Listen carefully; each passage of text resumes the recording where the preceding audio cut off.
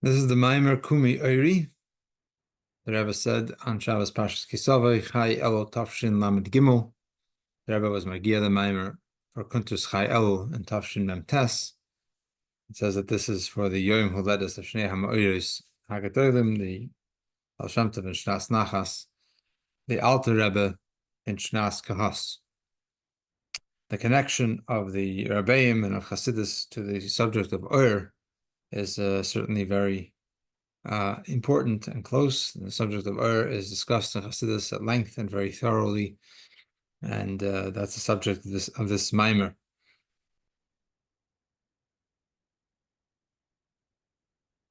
So a little background on this Maamar. The Maamar is miyusad on a Maamar of the Frierdiker Rebbe Kiyimcha Mekar Chaim of the year Tavshin, which is the second Maamar that the Frierdiker Rebbe said when he came to America to settle. The first Maamar being on Purim, which is about a week after the Frierdiker Rebbe came on Tesad Hasheni, and this Maamar was said on Shabbos Parshas Parah, Parshas Shmini, soon after.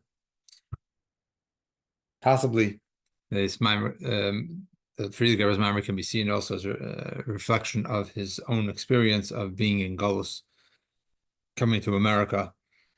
In the Maamar, he talks about the pasuk of Imcha Mekar Chaim being what the Knesset Yisrael says to the Eibishter during the time of Golus.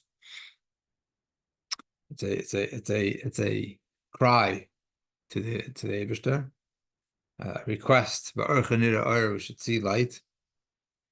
And in the beginning of the Maamar, the Frierdiker Rebbe quotes the Torah of the Baal Shem Tov on Tzomach HaNafshi, how the tzimayin, the thirst for godliness during the time of Golus, is much more intense than during the time of the Beis Hamikdash.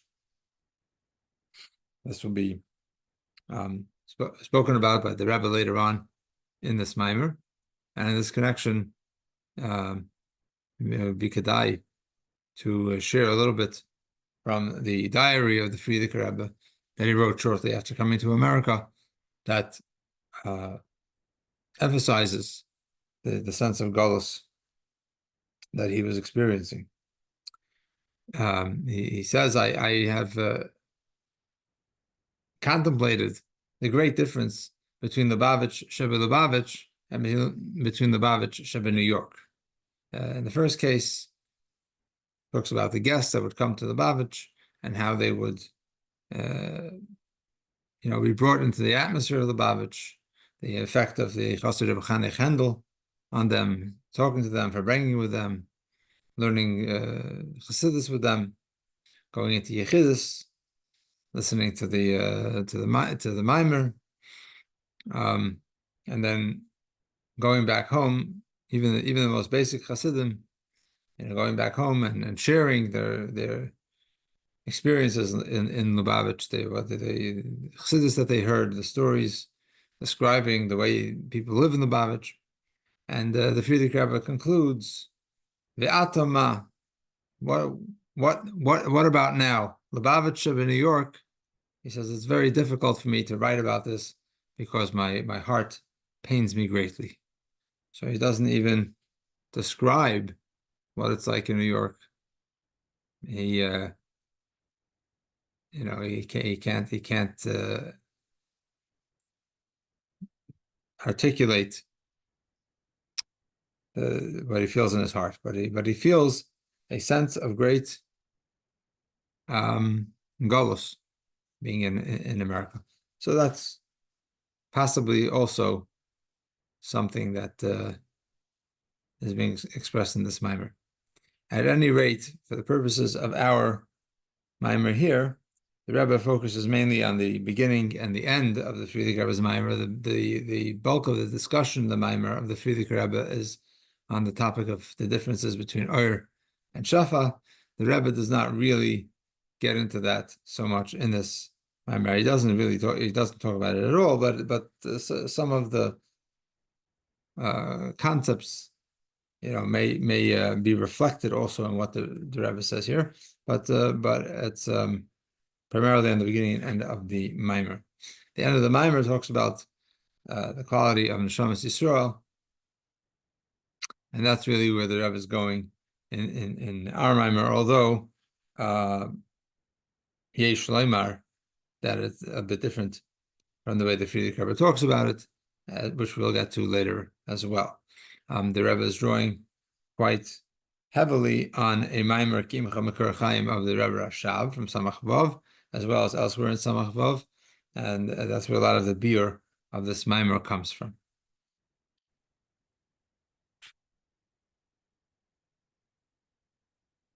Okay, so the first dose of the Maamar deals with the link between Kumi Oiri, pasuk Kumi Oiri, and the pasuk of Ki'imcha Makor Chaim.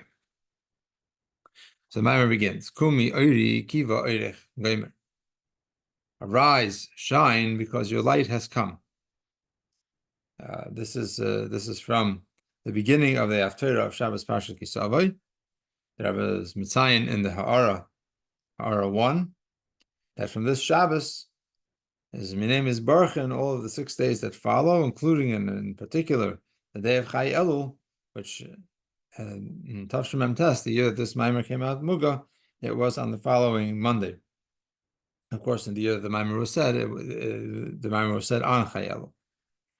The Rebbe notes further that the Baal Shem Tov said a Torah on this pasuk, on his birthday, Shabbos Parshas Tavei Chai Elul, in the year Taf Reish Nun Beis in Gan Eden,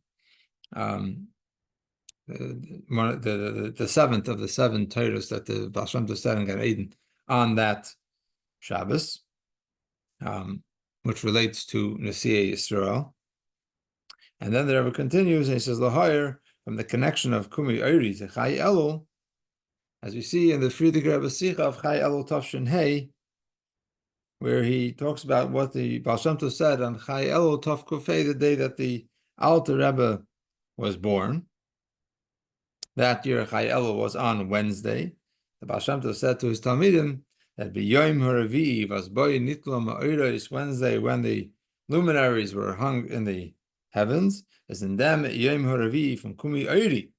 Arab Gikumen an Neshama Chadasha, V'Chavet B'Leichten die Welt and Torah Haniglis V'Chasidus.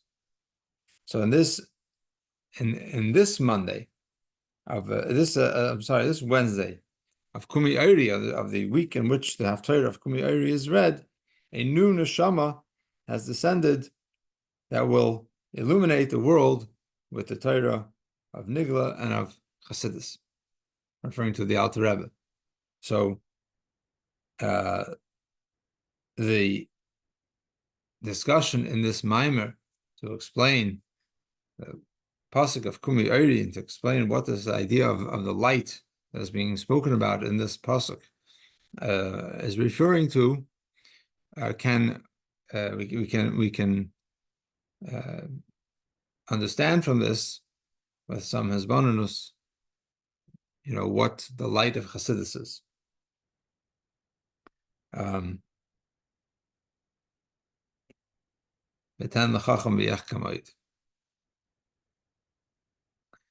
Okay. So continuing in the pnim, Hine kiva oirech utam al Kumi Oiri. Kiva oirech, because your light has come, is a reason for Kumi Oiri. Why should you rise and shine? Because your light has come. Shakadosh Baruch Hu Emeli Yisrael. The Eibusha says to Yidden, Kiva and Shekvar ba oirech, that since your light has already come, Ha'or Shalcha Shal Yisrael, your light, that of Yisrael. That's why you have to rise up and you have to shine forth. So you have to understand what is the content of these 2 lights. The light of Yidden themselves and the light that they have to radiate out. So now the Rebbe is going to introduce a medrash, which is going to give us the link between the pasuk Kumi Oiri and Kimcham Kerachayim, which leads us into the Maamar of the Frierdiker Rebbe, and based on the biur of the Frierdiker Rebbe in the Maamar Kimcham Kerachayim, we will be able to understand what is being said in the pasuk Kumi Oiri.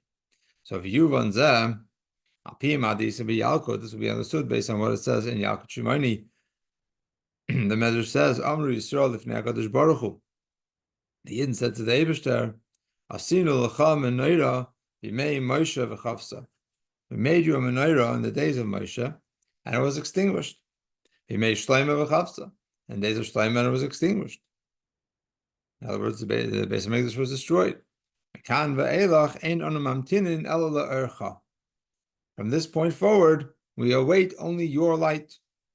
Shneimar, as it says, Ki imcha mekarchayim ve'ercha nira'ar. For with you is a source of light, and by your light we will see light. In other words, we are waiting for your light to shine for us so that we will be able to see light. We're no longer going to be happy and be satisfied with making another menorah. And the Medrash concludes, V'kach Amar Kadosh Baruch Hu, Kumi Oiri Kiva Oiri. So the Eibusha likewise says, arise and shine forth your light, because your light has come.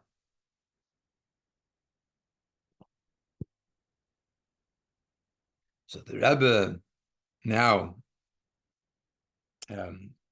draws from this, Mizesh Medamen Kumi Oiri Kiva Oirich, the fact that the Medrash juxtaposes and compares Kumi Oiri Kiva Oirich to Ba'archa Nira'ar, moving it's understood Shnei Ha'inyanim Shavapasuk Kumi Oiri Kiva Oirich Hem Dugmas Shnei Ha'inyanim Shavapasuk Ba'archa Nira'ar. That the two concepts in the pasuk of Kumi Oiri Kiva Oirich, the two lights, the light that you didn't have to shine and the light of Yidden themselves, is dugmas, is compared to, is similar to the two in Yom in the pasuk of Ba'archa and your light of Hashem, we will see light. It's not exactly the same thing, as we're going to see further on in the Maamar, but we can understand the relationship between these two oiros based on understanding the pasuk of Kumi Oiri.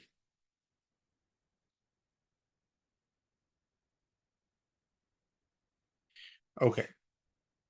We get into the Frierdiker Rebbe's Maamar. So the Rebbe continues. So we'll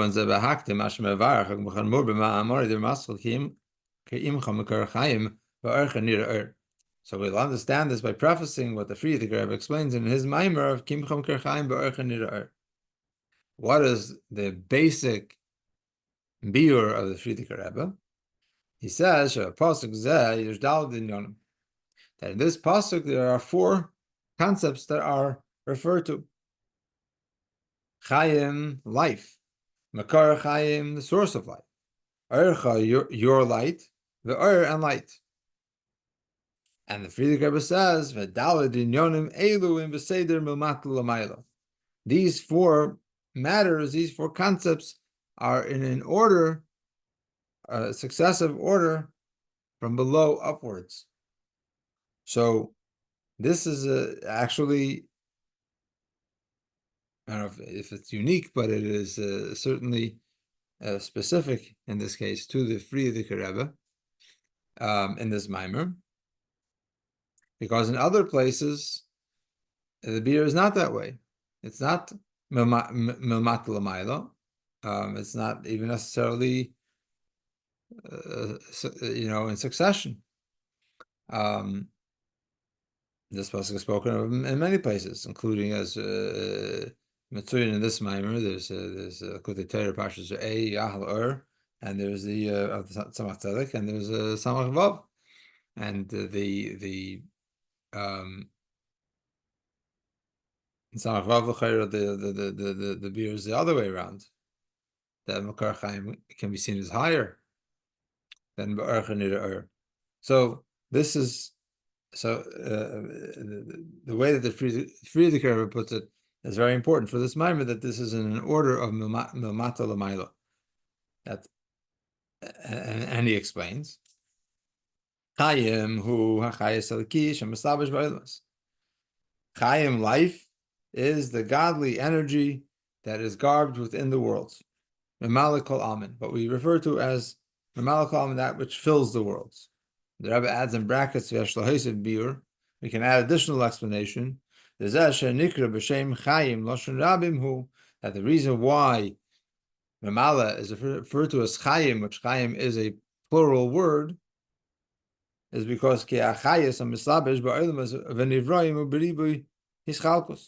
because the energy, the life that is garbed within the worlds and within creations is with an abundance of multiplicity and diversity.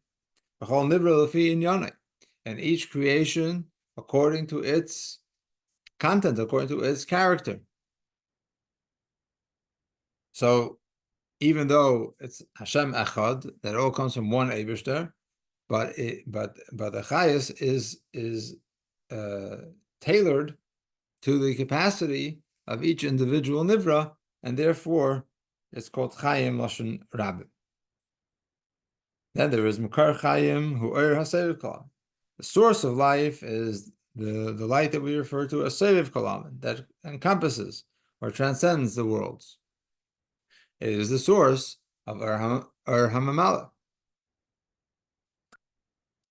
Next level, Urcha Hu Torah, your light. This refers to Torah Ur. As the pasuk says, that Torah is light. Shalamayla Gami Seviv, that is beyond Seviv as well. And finally, Va'ur Shenira Alidei Urcha Ulamayla Gami Urcha. That there is a light that is seen through your light, Bi Urcha Nire Ur, that is higher, as the Friedrich Rebbe structures it, higher than Urcha.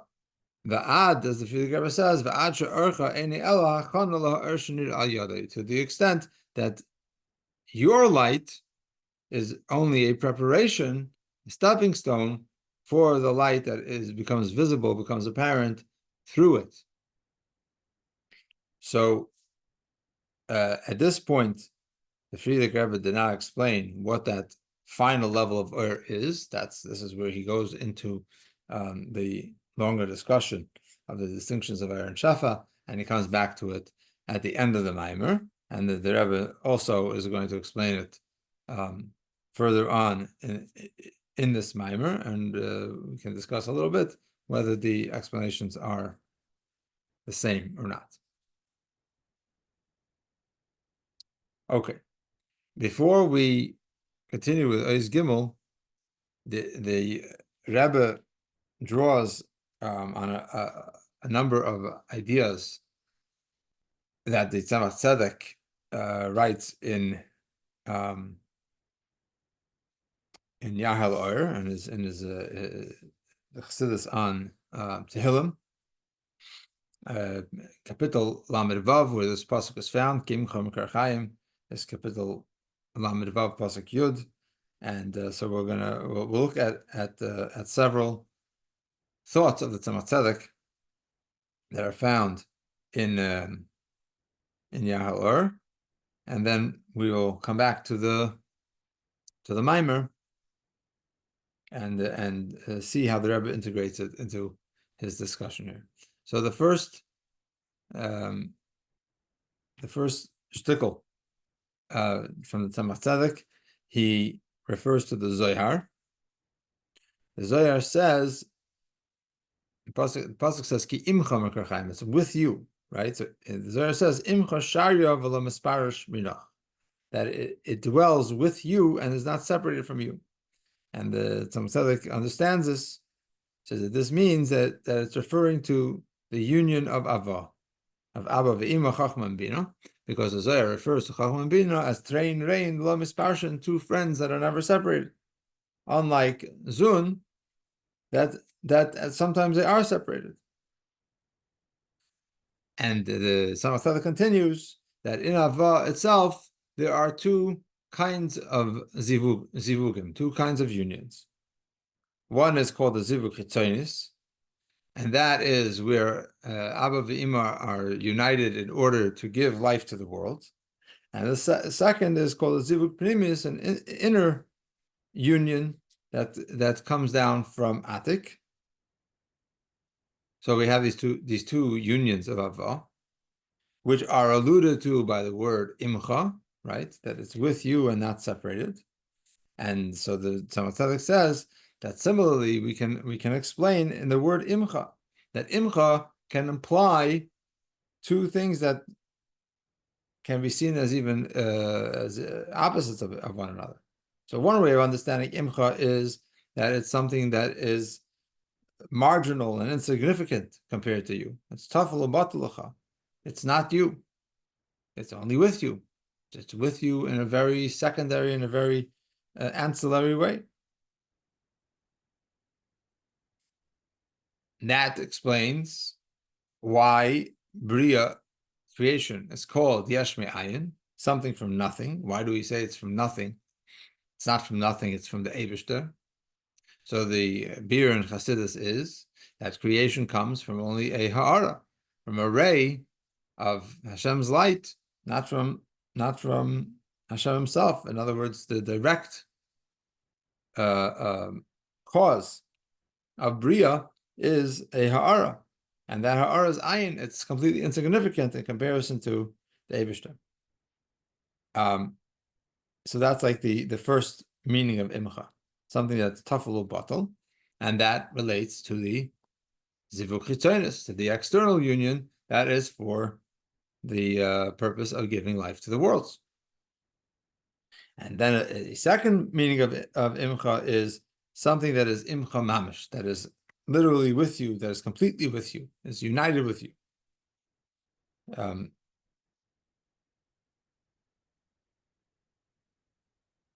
So that is a very different meaning of imcha. With you, not separate from you. Yeah.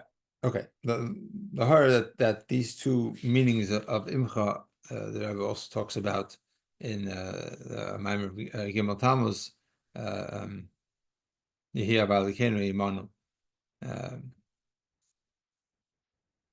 Mogedik Maamar, Ayin Sham. Okay. The second shtickle in Tzemach Tzedek, he talks about the meaning of makar. So we spoke about imcha. Now we're going to focus on the word makar. What does makar mean? He cites from Rabbeinu Bechaya in Parashat Vayishlach, where he writes, he's talking about the difference between a mayon, a spring, and a makar. So that a makar ain't a makabel. On the screen, I have a fuller quote of Rabbeinu Bechaya. Makar does not receive from anywhere else. The makar is the source of the water. And he continues that it is for this reason that the Eibishter is referred to as makar, because his power never ceases, forever and ever. He is the source of living water with Hashem, and it's written, Ki imcha makar chayim, with you, or we can even understand that as being you yourself. You know, we said before, imcha v'loi ata, but there's also the idea of imcha being that is with you, mamish, right, is the source of life. So the Eibishter is referred to as makar, because he is the true source and the eternal source. That's from Rabbeinu Bechaya, and the Tzemach Tzedek, among other things that he mentions in this passage, he talks about how this is similar to what is taught with regard to the pasuk when nitzavta ala tzur, you'll stand on the tzur, on the rock. That the tzur is also an idea of makar. It is the source from which fire emerges. Hashem, your God, is a fire. So the idea of so that's why he's called tzur, as we're going to see later in the Maamar. So that's the second shtickle, where he focuses on the concept of makar. And the third shtickle, the Tzaddik quotes from the Medrash, and this is going to give us some more insight into the idea of imcha, of being with you. And this is the Medrash in Parashat Mishpatim on the pasuk im kesef talves ami, if you will lend money to my people. So the Medrash says that es ami should be read at or ata imi, that if you lend money, you are with me. Again, the word with, just like I am such and so, just like I am, I never falter, etc. So too you will be just like me. And the Tzaddik elaborates on this. He says that in this kapitel Lamed Vav, a few psukim before, it says, "Ma'yakar chastecha," how precious is your kindness. And then the pasuk continues, "For with you is the source of life." So that means that through chesed, we draw down from imcha makor chaim, from that which is with you, which is the source of life. Right? Through chastecha, how precious is your chesed, that through chesed we reach imcha makor chaim. Why? Because from this level, that's called makor chaim, the amshacha, that which comes down, is only as a kindness, because there is no righteousness that you could possibly give to Hashem that you should be deserving of anything. Hashem gives only because He desires kindness, chafetz chesed, and that's what the pasuk is saying. That in kesef talve, if you lend money, if you do chesed without any expectation of reward, then at imi, you are with me. You are ki imcha makor chaim. Through chesed we reach imcha, we reach a level of imcha. That's the third shtickle in Tzemach Tzedek. And then the fourth and final shtickle that we'll look at before we go back into the Pnim is the Yalkut Shimoni that we mentioned earlier, that the Rebbe quoted in the first ice. So here we have the Yalkut more fully quoted. It brings a mashal first of somebody who's traveling. It's getting dark. Person lights a candle for him, it goes out. Another person lights a candle for him, again it goes out. And finally he says, from now on I will only await the morning's light. Instead of bothering with these candles that don't last, I'm going to wait for the morning's light. The morning's light is permanent, and I'll be able to see.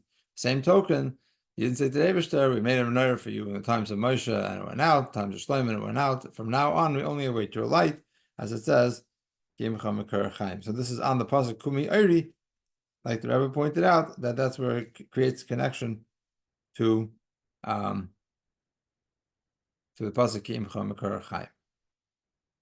So the Tzemach Tzedek talks about this symbol of the menorah, that the idea of galus is represented by the menorah being extinguished. It doesn't say that the Beis Hamikdash was destroyed. It says that the menorah was extinguished.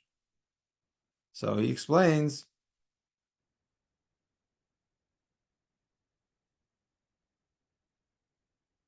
that menorah refers to Malchus. And Malchus, and it has 7 lamps. What are the 7 lamps? It's the idea that Malchus receives from the 7 midos of Zah, Hagas Nehim of Zah. These 7 midos have l'umazah. They have negative counterparts in the unholy realms. And that is why the menorah ultimately was extinguished, because the 7 negative midos overcame. And that's why we say we're only waiting for your light, archa. Why? Because that refers to something higher than the 7 branches of the menorah. That refers to bina, gimel rishones. There is no l'umazah that is opposite that, and bina is referred to as alma decheru in the Zohar. It's the world of freedom. It's a level of freedom. There is no unique l'chitzonim from that level, and that's why it brings about a permanence in the Geula. And he concludes. He says that this is along the same lines. On Chanukah we light 8 candles because we are alluding to the idea of ba'or chanira or. And this is the same idea that the kinnor, the harp of Yemaisa Mashiach, will have 8 strings. So these are some ideas from that the Tzemach Tzedek talks about on this pasuk in Yael, and now we'll see how the Rebbe incorporates it into the discussion here. Okay, so in Ois Gimel, we define the 2 terms, source, makar, and with im, as we started talking about in the Tzemach Tzedek. So in order to explain what's so special about Urcha,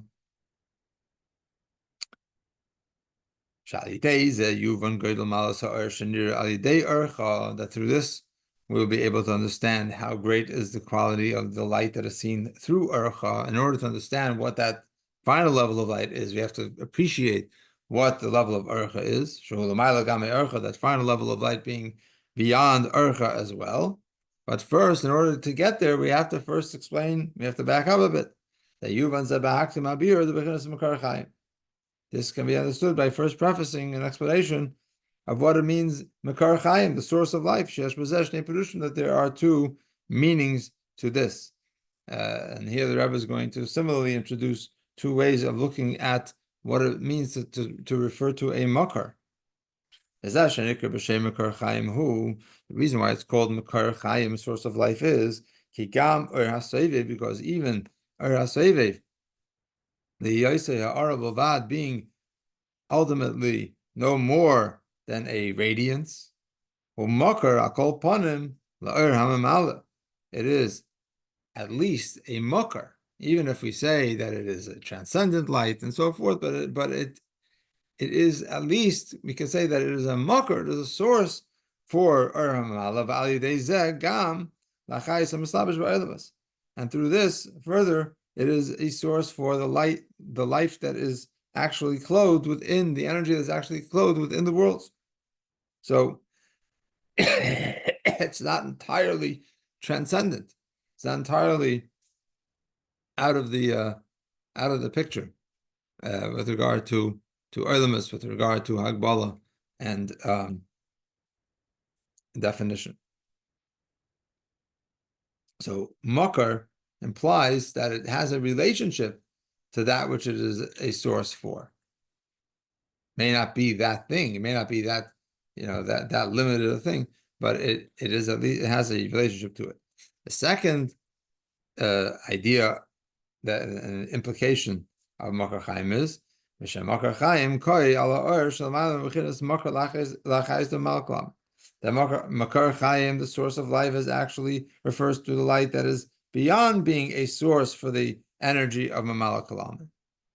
Makar Chaim does not mean it is a source for Mamal Kalam, but rather Makar Chaim hukim mimenu nimtza hachayis. The fact that it's called Makar Chaim, the source of life, is because the life comes from it, but not that it is actually the source of life. Elsewhere, in Samach Vav, among other places that we're going to see some ideas from a little later, it talks about the idea of a similar concept, which is Ma'ar, the source of light, that the Eibishter can't really be called Ma'ar, even though light comes from him, but we can't call him Ma'ar because that doesn't define what he's all about, that he is a source of light. There is light that comes from him. So in that sense, working backwards, reverse engineering, if we have light, the light comes from a Ma'ar. But when we're referring to him as Ma'ar, we don't mean that he is defined by being an entity that emanates light, but rather he is who he is, and there is light that comes from him.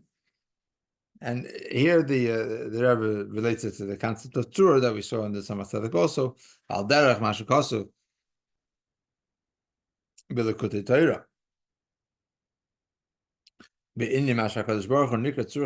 Similar to what is written in the Likutei Torah with regard to the fact that the Eibishter is referred to as tzur chayenu, the tzur, the rock of our lives, the protector of our lives. The Pirush tzur u'makar v'sherish kol shorshei ha'ishavos, that the meaning of tzur is that he is the source and the root of all roots of being. So the ein hakavana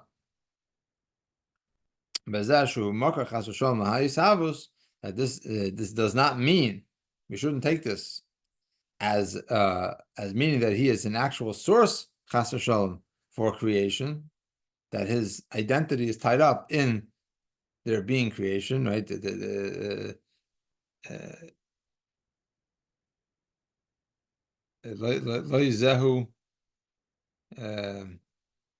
exact lashon that this is not the entirety of what the Eibush is all about. That he is Boira Ulamis.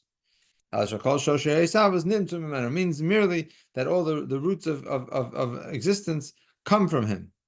They came into existence from him.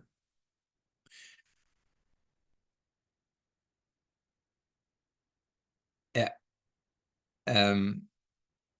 Here we see a little bit of echo of what the Friedrich Rebbe talks about in his Maamar when he talks about the difference between Ur and Shafa, how related it is to the Hashpa. That when it comes to Shafa, the Mashpia is very invested in the Hashpa, whereas when it comes to Ur, the Mar is not really changed by the by giving or not giving light. And there it continues. So this is the meaning of what is written, that with you is the source of life. So here, just like the Rabbi gave two ways of thinking about Makar, there's also two ways of thinking about Imcha. The B'tevas Imcha Shnei Pirushim, and the word Imcha, there are two interpretations, as we saw in Yahal Or, in the Tzemach Tzedek. Shahad Gasha be'imcha he shehu rak imcha v'lo yato. That the emphasis of imcha is that it is merely with you. It is not you yourself. It is davar atav l'batel lecha. It is that which is marginal and insignificant relative to you. Or another way of understanding imcha, shahad Gasha be'imcha he she'ena inin le'atzmai ela imcha. That the emphasis of imcha is in the opposite direction, that it is not an entity unto itself, but it is with you. Its entire being is that it is with you, miyuchad imay yizbarech, that it is united with him, with the Eibishter.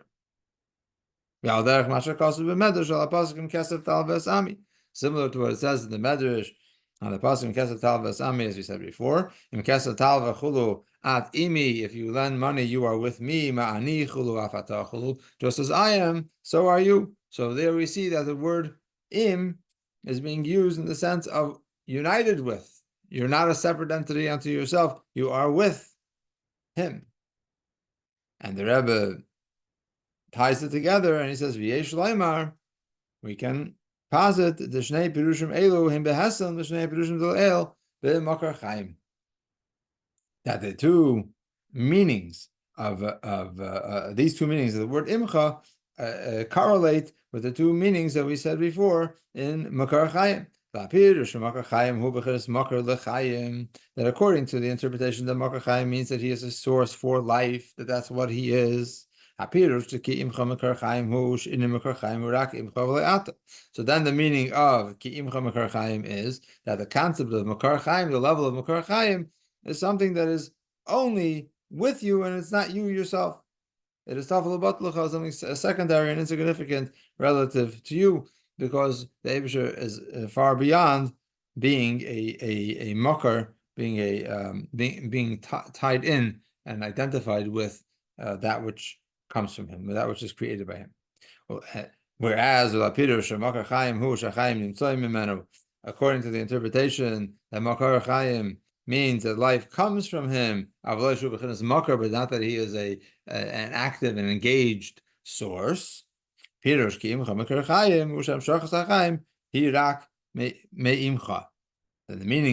makar chaim is that for life to come down, that can only be from that which is with you, from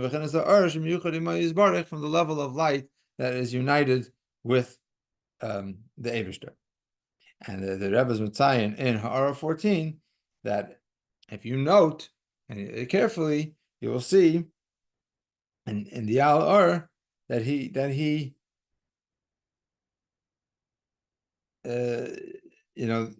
he backs up this correlation of the two Perushim in Makar with the two Perushim in Imcha, at least one of them, because we see, he says, the sequence of what he discusses in Yal or over there is that first, after he explains that Makar, based on Rabbeinu Bechaya, that Makar means Shakaycha in a Pesach, his power has no end, and that it's similar to the idea of Sur.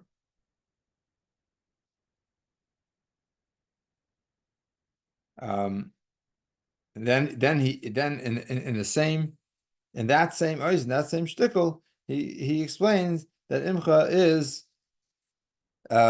like the concept of Ata Imi, you are with me, you are united with me.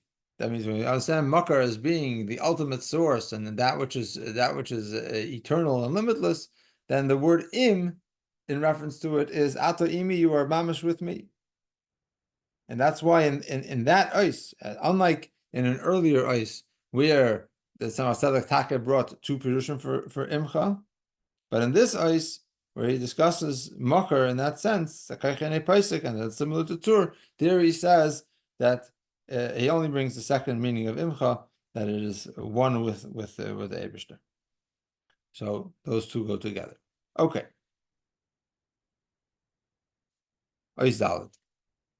So in this ice, we're going to further nuance and break down the subtleties between the concepts of Makar, source, or light, and shame, ne. So the Rabbi says, Hine gam la pirush shakavana b'makar chayim hi shememenu nimtzu hachayim. Even according to the meaning, the interpretation, that when we say makar chayim, we mean that life comes into existence from him. But not that he is a source for life, not that he is the direct and engaged source for life. Nevertheless, right, as we're going back to the Friedrich Rebbe's Maamar, that we're going to say the Mamat Lamaila, and Makar Chaim is very beautiful, especially going to the second Pirush, it's very lofty, but it's still not Ur. From the fact that it is referred to as the source of life, life being Chayus or Ilmus, the life, the energy of the worlds, that energizes the worlds, that energizes that which is created, that which is limited, that which is opaque. It's Helam. We don't see godliness there necessarily, or not in the same way as it is in its full intensity. As Mochach sheyesh l'shayach ilmus. So that indicates, that evidences that this Makar Chaim has some relation to worlds, even in a very distant and tenuous way, even if it's not so directly engaged. So v'zehu mashallah achar she'omer ki imcha makar chayim ma'asev ba'archa gomer. So this is why the pasuk continues after saying ki imcha makar chayim. He adds ba'archa, by your light. Just say there in Yom Sheva pasuk u'memat l'mayla kanal, which, as mentioned above from the Friedrich Rebbe, the order, the sequence of topics in this pasuk is from below upwards. It's climbed to a higher level. The Ercha Ulamayla Meshaychas Ilmis. Your light is something that is beyond any relation to worlds. And it's for this reason that it is called it's called light. Ercha, it's your light. That term implies something that is beyond any Shaychas Ilmis. Why? The Inyan Erhu Shu Davuk B'Hamor Mein Hamor. Because what is Ur? What makes it Ur? What makes it distinct as Ur? The characteristic, the nature of Ur, of light, is that number one, it is attached to the source of light, that it cannot exist without an obvious attachment to its source, and it is me'ain. It is some kind of accurate reflection of the mar. In other words, it is light by virtue of the fact that it always recognizes itself as being entirely dependent on its source, and its entire being is to express, to articulate what the source is. I know that means that when we're talking about we're talking about something that is not a metzius. It doesn't have its own identity.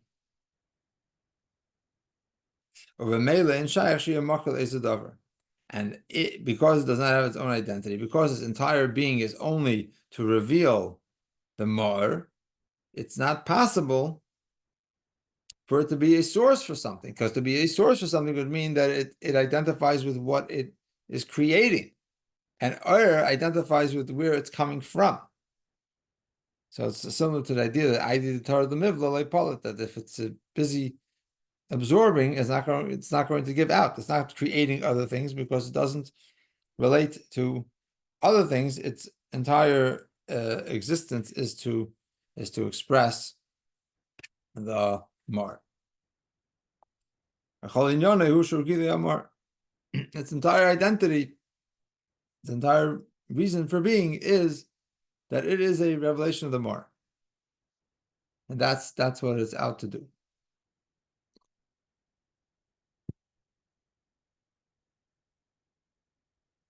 And the emphasis, the diuk, is that is your light. In addition to the fact that as a rule, even as it expands beyond the mar, outside of the mar, of the source of light, its entire character and definition and identity is the expansion and the revelation of the mar. But here we're going even further, that within the category of light itself, we're talking about your light, shalcha, meaning hakol b'atzmusay, the light that is integrated within Hashem's essence. That's why it's called your light, because it's completely unified with him, to the extent that it is not separate at all. In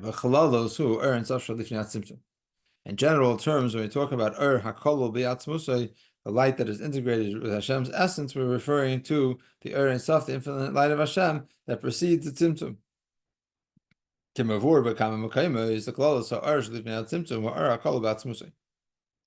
As it's explained in numerous places, that in general terms, the light that precedes the tzimtzum is hakol b'atzmusay. Because there is no outside before the tzimtzum. It's only after the tzimtzum that it becomes a chalol, like he's going to explain in a moment. It becomes a space that now light can extend into there, and it is, as it were, outside of the mar. And the Rabbi says the Erzem this light, the light that precedes the tzimtzum, the light that is kol be'atzmusay, that is integrated with Hashem's essence, is beyond any relation to the worlds. So much so, therefore, that in order that the world should be able to come into existence, there has to be a removal of this light. This light is a contradiction to the existence of worlds. It doesn't recognize the possibility for worlds. Doesn't recognize the possibility for there to be something outside of him.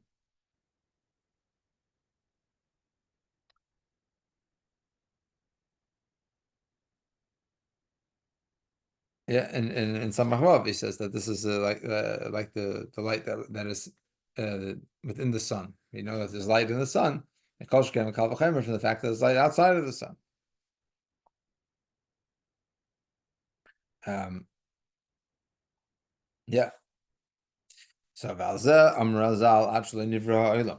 About this that Chazal say that before the world was created, there was just Hashem and His name alone. Oh, so from this Maamar Razal, we are now progressing to discuss the concept of a name. The Ursha Lifnei Tzimtzum, this light that precedes Tzimtzum. The Ascholas Habriya Hi Tzimtzum. Creation begins with Tzimtzum. Actual creation arguably happens later, but Tzimtzum is the first step to allow for the concept of creation to even make sense. So we say before the world was created, at the highest level, we're talking about before the Tzimtzum. Nikr Shmai. So the light that exists before the Tzimtzum is called Shmai, His name. It's referred to as the name. Why is it like a name? Because we'll see that a name is even more batal, even more not a metzius, non-existent than light. Just like a person's name is not in existence at all. It is not even like the existence of light. The whole point, the whole content of a name is that the person that is being called by that name turns to the one that calls them by their name. In other words, the only reality in the context of a name is the turning of the person called by the name when that name is called. The name itself is not a thing. It's nothing.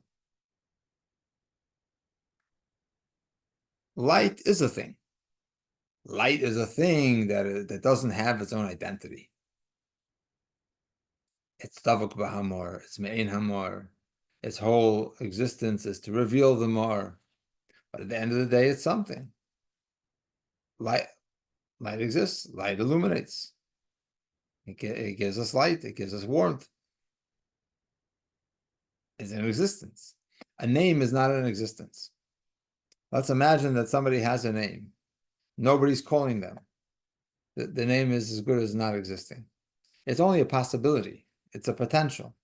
You can use those sounds, those syllables to get this person's attention. And even then, what is the meaning of what you said? The whole meaning is only that the person turns. So there's nothing outside of the person. There is really nothing outside the person. It's not like light, which is, it doesn't have its own identity. It's totally bottled. But it exists in a certain sense.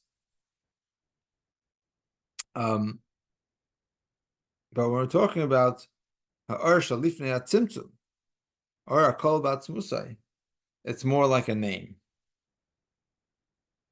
So he says, al derech zahu ha'or shalifnei hatzimtzum is similar with regard to the light that precedes the tzimtzum she'enei b'v'chinas metzius achol inyoni rak shehu shmai. That it is a non-existent light.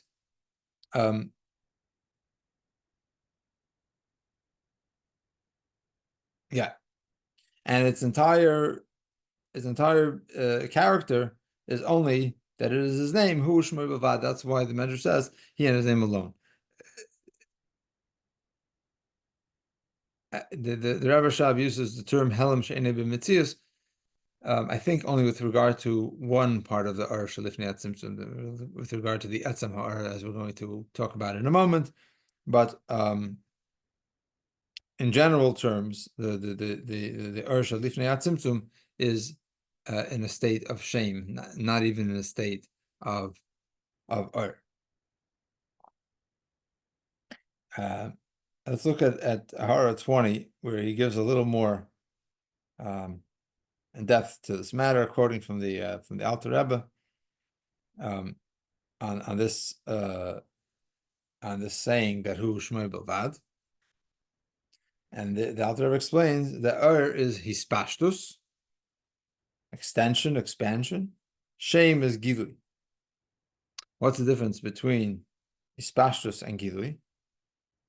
So hispashtus means that there's extension beyond the emanator, beyond the luminary that radiates light.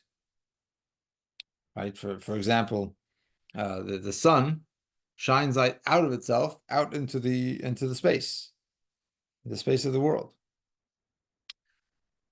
So if there's something going out of the etzem, out of the mar, elsewhere, so that's something additional beyond the thing itself.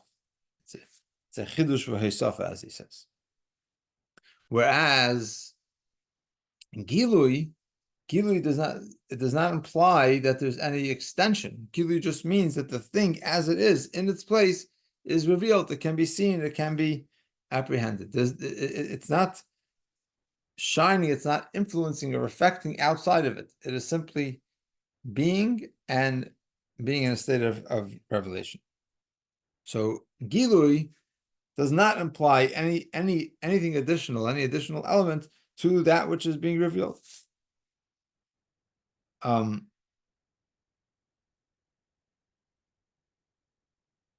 it's understood, therefore, that which is gilui is less of a metzius, or more not a metzius, than the metzius or the non-metzius of hispashtus, so that which is extending. The Rabbi says in the Shulei Gilyon, similarly, the fact that a person turns when his name is being called, the whole meaning of that phenomenon is only that the person turns. Whereas when it comes to light, for example, light of the sun, it is relevant that there's actually light happening. There is illumination happening upon the earth. It's not merely, light is not merely about the sun being revealed, people knowing that there's a sun. People on earth benefit from it. They get light from it. So it's in addition to the sun. So this just further elaborates and broadens our understanding of the idea of the non-metzius of shame compared to Oyer.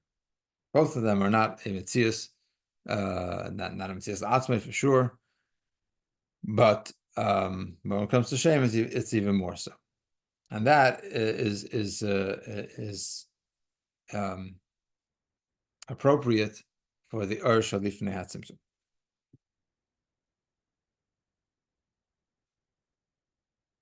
Okay, so now we're going to get into Etzem Ur and Hispashtus Ur, as discussed by the Rashab, and that is Ois Hey. So Behine Yedua, it is known to be Ur and Shalifnei HaTzimtzum Yesh B'Chlal Beis Madeiros, that in the infinite light that precedes the Tzimtzum, in general terms, there are two levels. There is Etzem Ur, Hispashtus Ur. There is the essential light, or the essence of the light, and there is the expansion of the light, the extension of the light. So the essence of the light is basically the potential for light. The fact that the Eibishter of Yachol has the potential or the ability to give light. It's not light. It's simply the Eibishter's ability. The extension of light is that there is some internal revelation, as we'll talk about in a moment, that happens even before this symptom. Within Hispashtus Ha'ar, there are further two levels in general terms. There is the Gilui Le'atzmai, the revelation to himself. which the Rebbe adds, this is the root of the Araseviv that comes after the Tzimtzum. The Araseviv after the Tzimtzum is a result of the fact that before the Tzimtzum, there is a Gilui Le'atzmai. And then there's a Gilui Shayach Lo'elamus, the revelation that is related to the worlds. For although, in general terms, the light that precedes the Tzimtzum is integrated within the Eibishter's essence and is not related to worlds, it's all about him. Within Atzmos itself, this is a revelation that is related to the worlds. And that is the root of Ur Hamamala. So this is a concept that the Rebbe Rashab talks about in Samach Vav. These 2/3 levels of light before the Tzimtzum. So, and there he explains that the Gilui Le'atzmai is similar to the idea of machshava, thought. A person thinks, so within the person there's all kinds of thoughts and feelings, all kinds of ideas, and whatever is going on in their personality. And the thought is the revelation. It's putting it into letters, putting it into words within the person.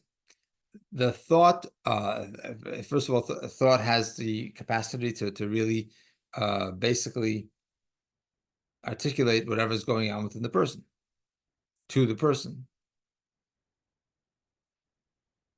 It's a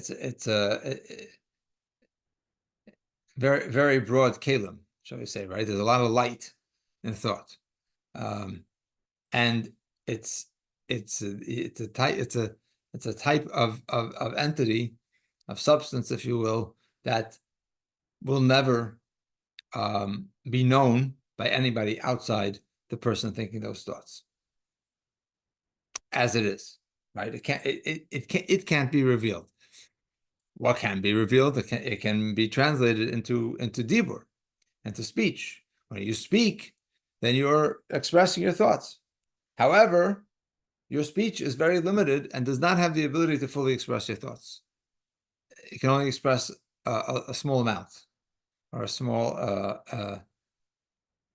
quality, not just a small quantity, but a small quality. In other words, it doesn't express the full intensity of what is going on in your thought, which is revealing to within yourself your inner workings. So when it comes to the Gilui Hashayach La'olamus, this, the Rebbe Rashab says is like somebody who talks to himself, talks when he's alone, thinking out loud, right? So you can be using words and you can be saying them. What you're doing is something that could potentially reveal to others. There are no others at this point. There is nobody. You're talking to yourself. You're not talking to others. So nobody is receiving it, but it still has those limitations of dibur, that what is being revealed is pales in comparison to what there is to actually reveal. And so all of this is within the self, as it were, and in this case within the Eibishter's self before the Tzimtzum. Okay, so now that we understand that these three levels, we can go on to the next stage. How high up does Makar Chaim go? The Rebbe is going to now tie all this into the concept of Makar Chaim. So a second step, based on what is known, that the fact that light comes into being, is drawn down above by Hashem, is not compulsory, God forbid. He doesn't have to, unlike the sun, for example, that has no choice as to whether it radiates its rays. It's not up to the sun. It's just the nature of the sun being a bright entity that light comes from it. But with regard to Hashem, he doesn't have to emanate light. And if he does emanate light, then it's by choice. Even drawing down the light that precedes the tzimtzum, even that light that originally filled the Makam HaCholol and that didn't allow space for the worlds. Even that revelation which is for himself, that is beyond that is beyond the revelation that relates to worlds. All of that, even that personal revelation that we compared before to thought, that is for, there is some purpose there. There is some intent there for the worlds. Because the Eibusha wanted to have a world, he wanted to have ultimately and so on and so forth, all of the Dir B'Tachtainim and the Torah mitzvahs, Shamas Yisrael, and so forth. That's why he initially was mamshich and brought into being that Gilui La'atzmai before the Tzimtzum. So Nimtza, it follows the Zesha Beis HaBechinas, the Seiva Umamala Shala'achrei HaTzimtzum Nimshachim Mibeis HaGiluyim, that the fact that the two aspects of Seiva and of Umamala after the Tzimtzum are a result and derive from the two Giluyim, Gilui La'atzmai V'Gilui Ha'Shayach La'ilmas, the revelation to himself and the revelation that relates to worlds Shalifnei HaTzimtzum, that preceded Tzimtzum. This is in a way that those revelations that preceded Tzimtzum actually have some kind of connection to their counterparts after the Tzimtzum. It's not unrelated. It's not just it so happens that there are these two levels before the Tzimtzum, and that this results kind of an unintended consequence, if you will, in Memala and Seyev after the Tzimtzum. Because the Eibusha originally brought into being the two levels that precede the Tzimtzum, the Gilui La'atzmai and the Gilui Ha'Shayach La'olamas, with a Kavana, directed at ultimately ending up in there being worlds. So the fact that there's Seyev and Memala after the Tzimtzum, that was the whole point, and that's why he brought into existence these two levels before the Tzimtzum. So that means that they already have some kind of connection to Olamas. Move on, says the Rabbi, from this we understand that even that light that precedes the Tzimtzum is also included under the category of source of life, and therefore your light, that is beyond being a source of life, is even loftier, more elevated, more exalted than the light that precedes the Tzimtzum. So Yesh Loimar Shazeh Mashma Varba Maamar the Archakoy Al Torah.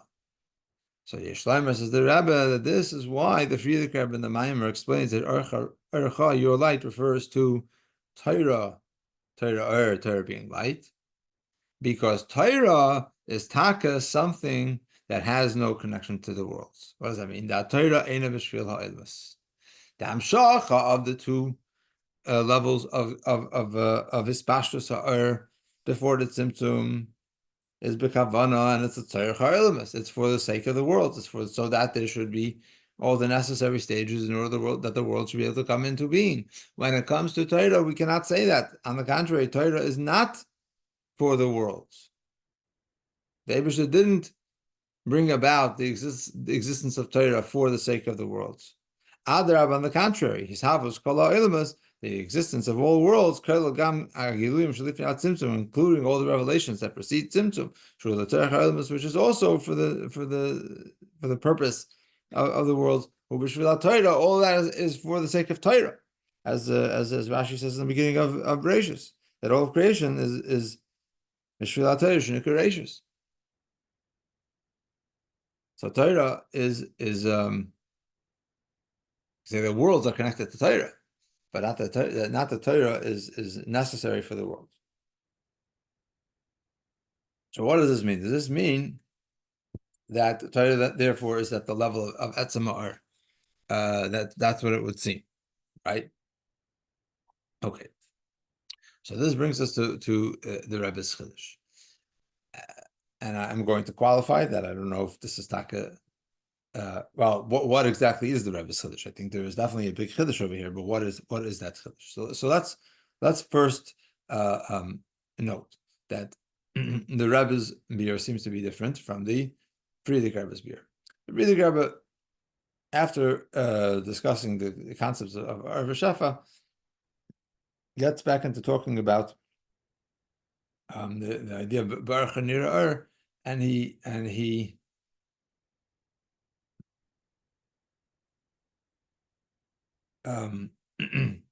it would seem, right, that he doesn't talk specifically in the terms that the Rebbe Rashab talks about it, the three levels of before the Tzimtzum, but the way that he talks about Torah and Yidden, it sounds more like the Shalifnei Tzimtzum, that Makar Chaim Makar Chaim is Mamala Seviv, and that those levels are after the Tzimtzum, and then there is Torah and Yidden, and that's the Kol about before the Tzimtzum.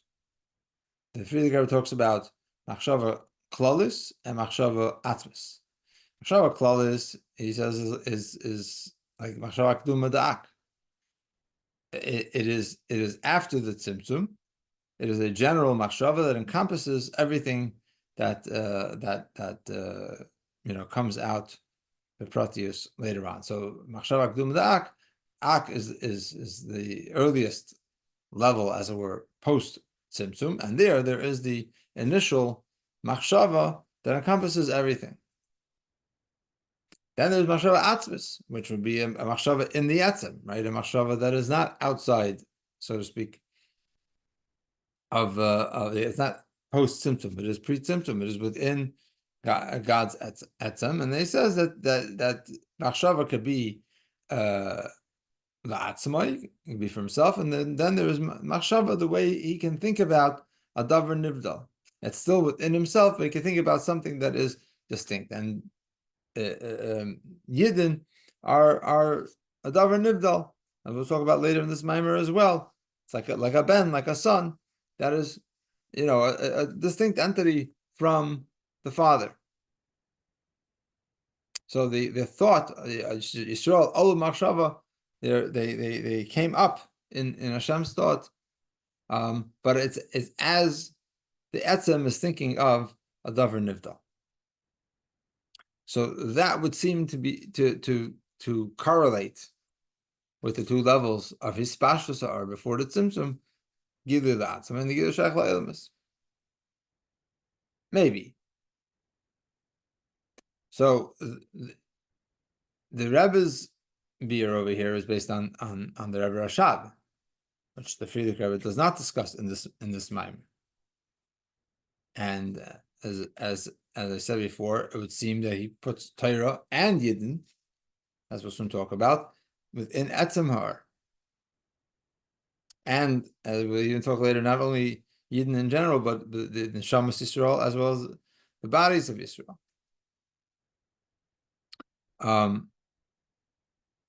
And this is, I mentioned over here, I put on the screen from the Rebbe Rashab, he talks about the meaning of Etzem Ma'ar, that it is concealment. The Ur is concealed, right? The special Ur is Gilui. There's different kinds of Gilui. There's a Gilui, the Atzma is Gilui, Shaykh Leilmas. Etzem Ma'ar is concealed, so it's not even really Ur. It's not even a source of Ur. It's not even a source of revelations. The revelations come automatically from it, as we said before, with regard to Tzur. So is the Rebbe's beer the same as the Friedrich Rebbe's beer? The Chayr not. Possibly we could say that the Rebbe is taka learning this as pshat in the Friedrich Rebbe, and if so, then that itself is a chiddush to see all this in what the Friedrich Rebbe said. But ten l'chacham yachkem oid, as I said. Okay, on this note, let's go on to Oisvav, the ultimate light, the Nir'ur, which is referring to Yisrael. So Mamshich b'kasuv nira. So the pasuk says further that through ercha we come to a higher level, which is to see light. Shulamayla gam ercha, which transcends even ercha, even your light. To the extent that ercha, your light, is no more than a preparation for the light that becomes visible through it, which is, as we mentioned earlier from the Maamar.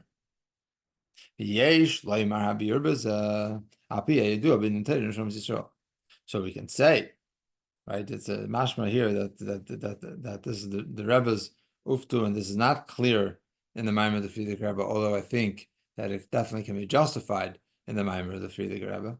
The explanation of this is based on what is known with regard to Torah and Neshamas Yisrael. The Shoresh Yisrael will ma'ala mishoresh HaTorah. We know that the root of Yisrael is higher than the root of Torah. Famous Tana Dvei Eliyahu that's quoted by the Rebbe on numerous occasions, that there are two things that precede the world, Torah and Yidden. Says the Tana Dvei Eliyahu, I don't know which takes precedence, which one is first, which is primary. When the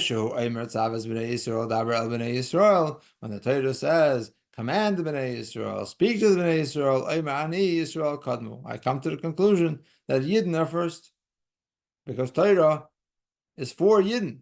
Torah is a commandment to Yidden, so the Yidden are there, and then there's Torah in order to address the Yidden.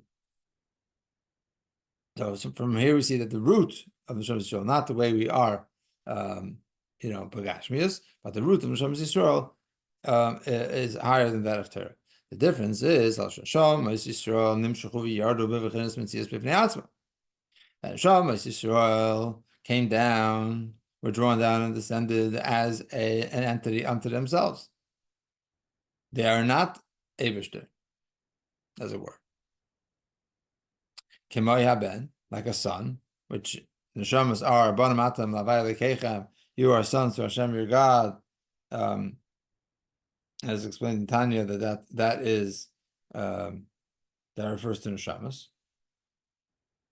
That even though the son derives from the essence of the father, indeed, but is nivdal. He comes down as a distinct entity unto himself. That's not the father. Torah is different, even though Torah comes from a lower root, but it's as it is as Torah, it has a closer unity with the Eibishter. Torah gam komishinim shcholamata, he miyuchedes imo yisbarach. Torah, even as it comes down below, even as it comes down as Torah in this world, is united with the Eibishter. Torah and Hashem are entirely one. So Torah's connection and unity with Hashem remains apparent in it, even as it comes into this world. This is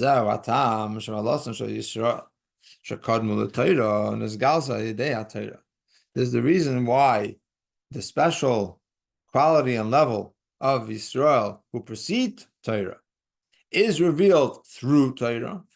How do we know that Yisrael Kadmu? Because in Torah it says, command the Bnei Yisrael and speak to the Bnei Yisrael. So why is this Maila revealed through Torah?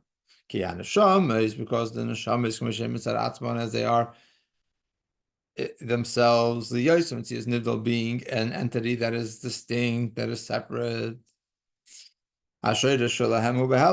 So their root is concealed. That when you look at a Yid, and even when you look at a Neshama, you don't see its root. You don't see how it is completely united with the Eibishter. Masha'enkin Torah, whereas Torah, Sheichad and HaKadosh Baruch Hu, that is one with Hashem, so it is in a state of revelation with Torah. Torah is light. So through Torah, the root of Yidden is also revealed. In other words, Torah may not be higher than Yidden, but it does have an advantage over Yidden in that it is Gilui, in that it is revelation, and therefore can also reveal and illuminate the root of Yid. So based on this, we can give the explanation that the two concepts of Ercha, Nira are Torah and Yisrael. So although the Friedrich of the Maamar says Ercha is Torah, the that is seen through Torah, it's not so clear in the Maamar exactly what he's referring to, what that refers to, right? And in fact, the conclusion of the Maamar, as you see on the screen, the Friedrich concludes that through Ercha is Nira we'll see light. We'll see the Hamshacha, the drawing down of the essential light of the internality and essence of the infinite, of the infinite, right? We'll see the Primus Atzvus and stuff. Is that Yisrael? Maybe it is, but he doesn't say it clearly over there. But the Rebbe says, Yishleimar, that these are the two ideas of Ercha and Ercha, Torah canal. Your light refers to Torah, as you said above. And as the Rebbe says in R35, that's why it's Ercha, it's your light, because it's clearly yours, it's united with you. Whereas the light that it becomes apparent through Ercha is the root of Yidden that is revealed through Torah, but that is referred to as not Ercha. We don't say it's yours because it is Nivdal. Let's look at in R33, the Rebbe comments also that the idea of Yisrael ol machshava, like we said before, is the machshava atzmis as it thinks about a davar nivdal. So that again highlights how Yidden, in their existence as Yidden, are a distinct entity and not unified in a revealed way with the Eibishter. That has to be revealed through Torah. Torah reveals the true level of Yid. Okay. So in Oy Zayin, we'll talk about the two components of Yid, that there is actually two parts of us. There's a body and a soul. So now that we have this understanding and this comprehensive discussion of the Pasakim Chamakar Chayim, the Friedrich of his Maamar, and understanding the Friedrich of his Maamar in light of what the Rebbe Rashab talks about in his Maamar Kim Chamakar Chayim, and what he talks about in Samach Vav and other places as well. Now we can come back to the pasuk Kumi, which is the pasuk that the Rebbe Shtaltzachan in this Maamar, Zeh Kumi Ki Va'irich. The Shnei Yonim Elu Oiri Va'irich Im Dugmas Shnei Yonim the Verchen Nir Kanal B'Tchilsa Maamar. The two concepts of Oiri and Oireich, Oiri meaning shine, you should shine, right? It's a shine lashon nekeva, lashon noichach in the second person, not my light, but you should shine, and Oireich, your light. These correlate; they are similar to the two concepts of Ercha and Nira, as mentioned in the beginning of the Maamar. It's not exactly the same as we're going to say. Oireich, your light, meaning Ha'or shall Yisrael atzmam, the light of Yid themselves, who al derech be'ercha ershalcha. It is similar, it is along the lines of be'ercha, by your light. Kumi Oiri, and when he says, arise and shine, Ha'or shall Yisrael me'irim, which is the light that Yidden are meant to radiate and illuminate, who al derech ha'or shel nira al dei ercha. That is similar to the light that becomes visible through your light, that is really higher than your light. So the Kumi Oiri, is shine a light that is higher than your own light. Just like Ercha Nira.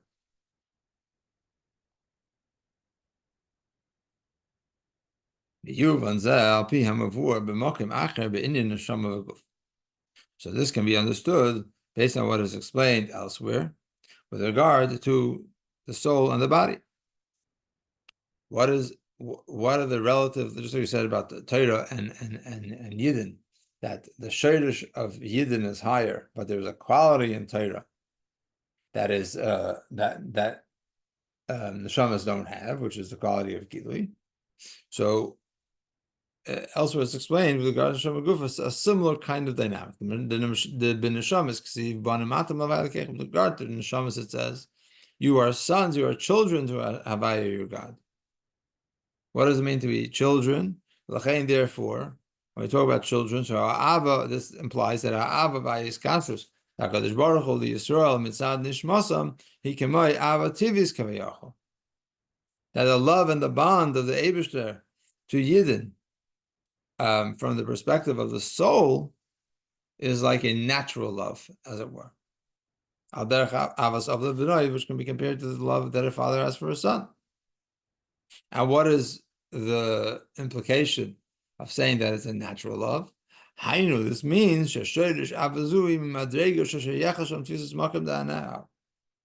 that the root of this love is from a level where the one who is being loved has some tfisas makom, has some not just significance, but is something, is acknowledged as being something. Because a parent loves a child because of who the child is. Child is my child. Now it is a atzmistic love. It's coming from the essence. It's not a circumstantial love. You don't love the child because because of the looks. You don't love them because of what they can do. You don't love them because of what they do for you. You love them because they're your child. But still, you love them because of who they are. That means who they are matters. In that case, it doesn't come from Hashem's atzmus itself. This will become clear in a moment. When we contrast this with the love to the body of a Jew. Whereas,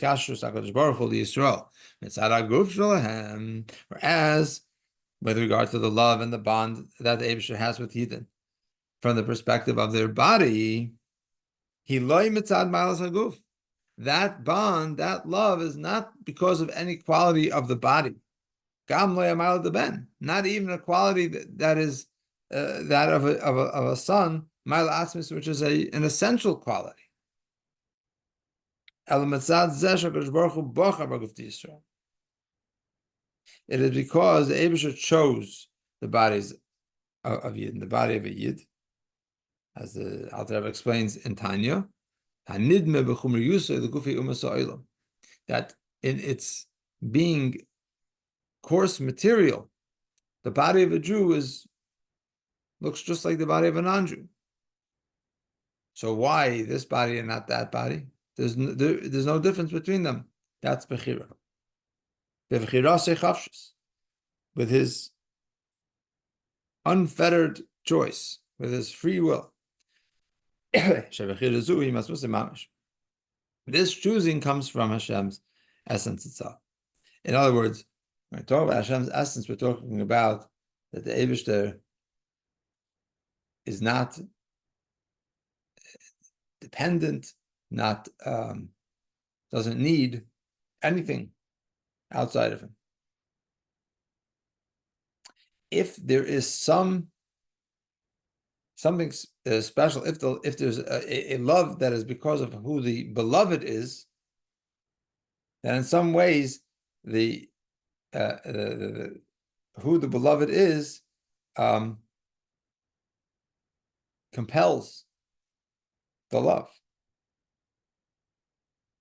You can't say that about Atzmus. About Atzmus, he has to be totally free. He has to do it for no other reason other than his own choice. And that's only possible by the body, which has no Maila of its own. So, despite the fact that it has no Maila of its own, in fact, the love and the connection of the Eibush to the body of a Yid is far greater, is truly from his Etzem. So there's a tremendous light in the body. The body has a tremendous quality in its lack of quality. But as we said with regard to Torah and Yidden, similarly over here, Ella, however, the quality, then the specialness of the neshama, that it is a son, a child of the Eibishter, is revealed, is something that is obvious in the neshama. Ashenkin malas haguf, shabayu b'chiras ha'atzmus behelam, whereas the special quality of the body, that atzmus chose it, that's something that you cannot see in the body. It is concealed. Vayidei shaneshama ayvedes imaguf. I'm sorry, we went on to the next slide, relation of soul to the body. Through this, that the neshama works with the body. Maskala boy malasai, then its quality is revealed within it, which is bechirus ha'atzmus, that atzmus chose it. So the neshama has the capability and therefore the responsibility to work with the body and reveal the body's special quality. But for that, like the Baal says, ozev tazev imay, right? Don't ignore the body. Don't try to suppress the body, but on the contrary, work with the body, because the body has a tremendous mila, and it's the neshama that has the ability to bring out that mila, to reveal that mila, and to highlight it. The Rabbi continues in the second paragraph of Zion, based on this, we can say that Peter's Kumi Eri Kivarech, what is the meaning of the pasuk Kumi Eri Kivarech? As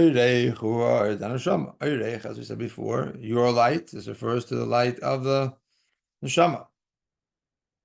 Kumi Eri, who shadeha er the neshama ba'erech yitzricha laved ba'aguf v'lahoyer oisei.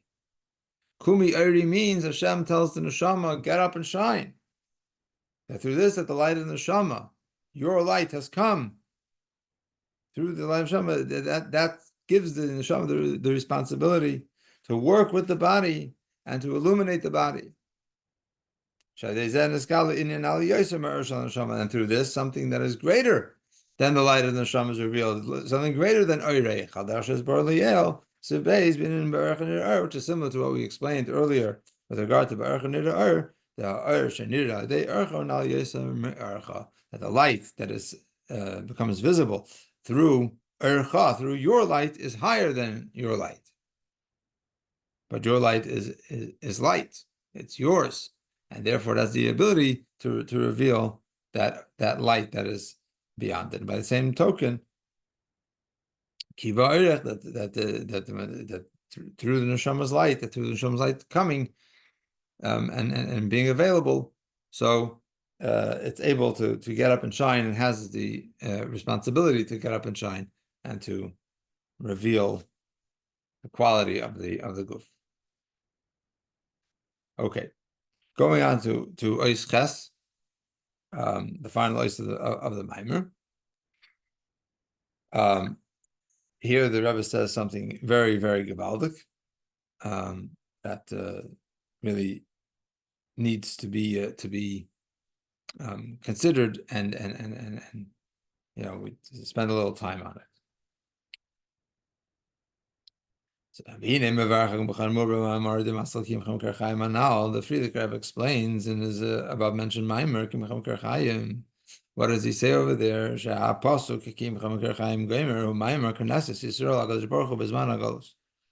this pasuk is what Knesset Yisrael say to the Eibishter during the time of Galus. They cry out to Hashem and they say, Eibishter Kim Chamachaim, as we're soon going to quote from the Frierdiker Rebbe's Maamar. But first, let's take a look in our R39, just to get a bit of a taste for the Gewalt, the bombshell that is this ice. So in the R39 he says, this idea that that Ke'im Chamakarchayim is what Yidden say to the Eibishter during the time of Galus, can be traced back to the Yalkut Shmary. Right? It would seem to be that we must say that that's pshat in the Yalkut, because what does the Yalkut Shmary say? That we say from now on, Einonu mamtinin, we await only your light. By your light you will see light. When do we wait? Before the Geula comes, in the time of Galus. We're waiting for Hashem's light. So that means that when we say Ki imcha mekar chayim ba'ercha nira, we're saying it during Galus. During Galus, you didn't say to the Eibishter, enough already with the menorah that keeps going out. Ki imcha mekar chayim, you're the source of light. Ba'ercha, by your light we'll see light. We're waiting for Ara Baker. We're waiting for your light. However, there is a difference, because what the Yalkut says, the Pashtus, is that now we're merely waiting for the light that's going to come Lasilavai. Ercha is going to come Lasilavai, and then Nira then we'll have light. So when we say Ercha Nir it's Lashon Asid, it's in the future tense. We will see light. If we look in the words of the Frierdiker Rebbe, however, we see a big chiddush over here in this Maamar, that Nira Uri translates as Zen Mir. We see in the present tense, meaning that even now we can see the light of the Asid Lavai. That's the chiddush of the Frierdiker Rebbe's Maamar. Now let's see it inside the Maamar. Hine bizman Galos, time of Galos, Atzimoy Nalakus, bizman Abayas. The thirst for godliness is even more than it is the time that the Beis Hamikdash is standing. Like the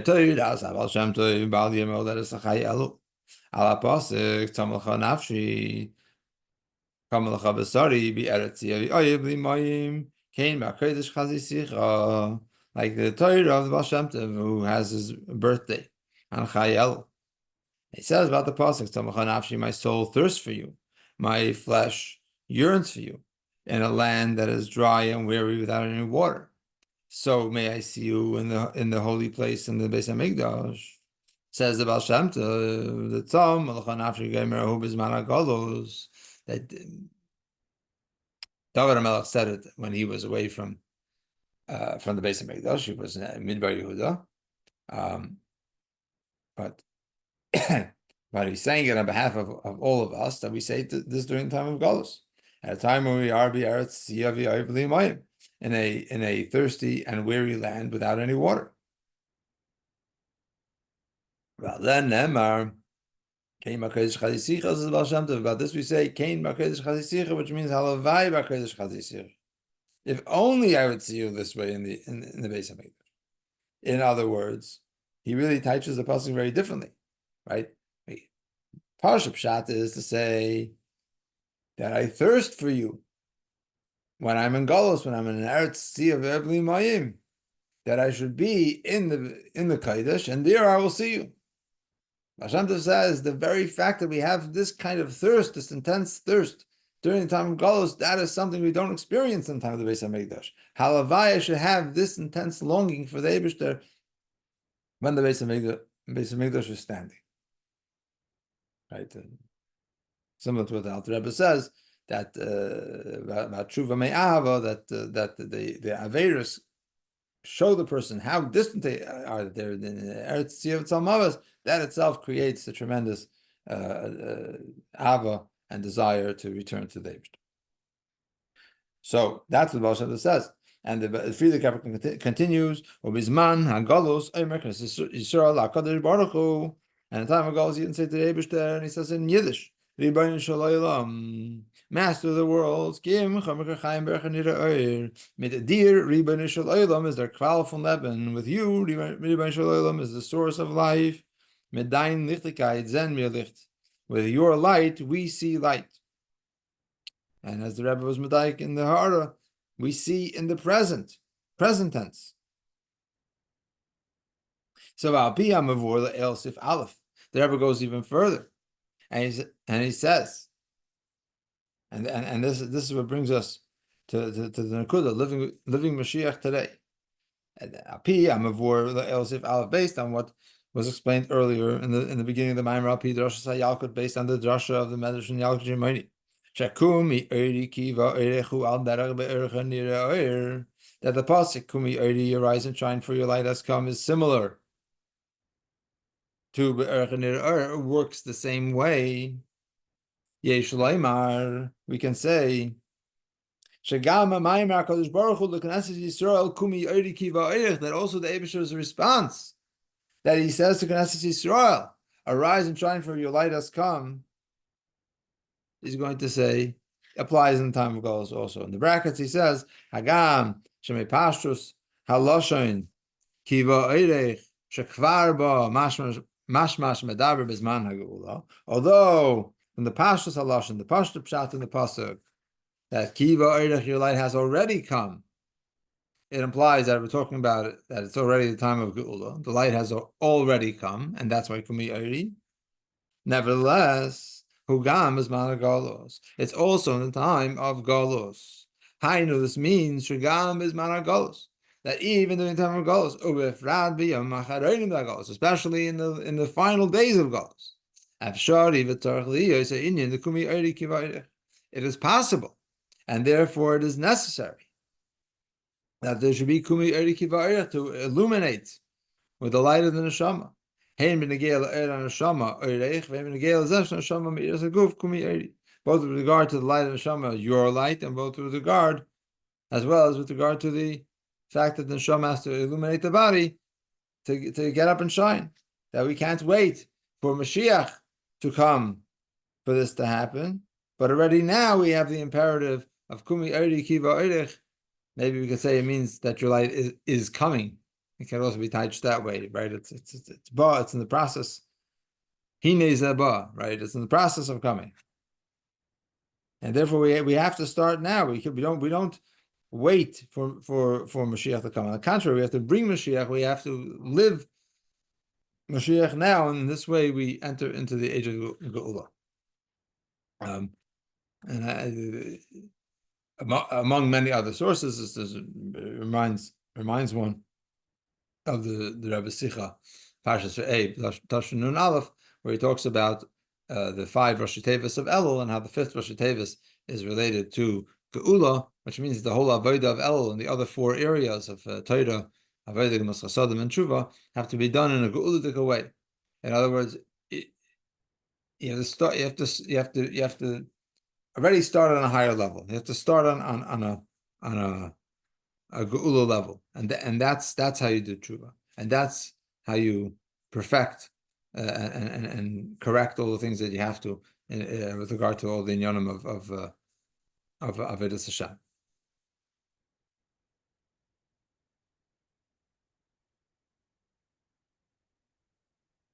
And the final paragraph of the Maamar really brings this out even more. Through our work, our actions and our work in the time of Galus, which the Rebbe quotes us all the time from Tanya, because the point is to say that all of the Giluyim, this is what he says in Tanya, that all of the Giluyim D'la Asad Lavai, everything that's going to come into fruition and into reality at the time when Mashiach comes, depends on, as a result of everything that we do during the time of Galus. And the Rebbe always says that means that the avodah now has to be me'ain of the things that are going to happen when Mashiach comes. That's what's going to bring it about. So already now we have to work on Kumi Eri Kiva Erech, on illuminating the body and bringing it into Avodas Hashem and into a state of elevation, of knowing its true identity as that which has the Bechiras Ha'atzmus. And through this, and particularly the Avodah of Kumi Eri Kiva Erech, as explained in this Maamar, we bring closer and we hasten even more the coming Geula, the future Geula. That at that time there will be that Hashem will tell us to get up and shine because your light has come. Literally, shekvar ba, that has already come. And this will happen in a manner of zrizus, in a very speedy manner, as the Haftarah concludes with the word achishana, I will bring it speedily. So it's a very beautiful Maamar. The Friedrich Rebbe's Maamar is very passionate, and the Rebbe brings us to the highest levels, and then shows us that this is all relevant immediately, not just to wait for Mashiach comes. We should see the fulfillment, the Gula Mizrah Shlema right away.